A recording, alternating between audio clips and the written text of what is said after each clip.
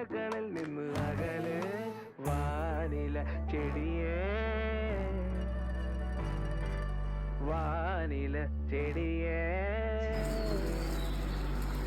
ഇത് ഭയങ്കര സ്പെഷ്യലാണ് ഈ മാമ്പഴ പുളിശ്ശേരി. ഊർമിള ഉണ്ണി പറയുന്ന കോവിലകങ്ങളിലെ മാമ്പഴ പുളിശ്ശേരിയാണ്. നമ്മൾ മാങ്ങയും ശർക്കരപ്പാനിയും കൂടെ ആദ്യം വേവിക്കുക.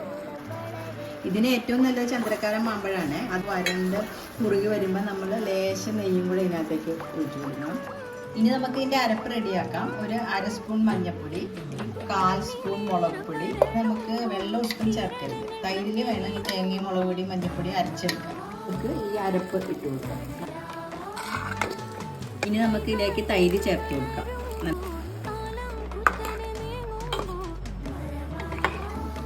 കടുക് വറക്കാനായിട്ട് ഈ മാമ്പഴ പുളിശ്ശേരിക്ക് നെയ്യിലാട്ടോ കടുക് വറക്കണേ. നല്ല കുറുകിയ മാമ്പഴ പുളിശ്ശേരി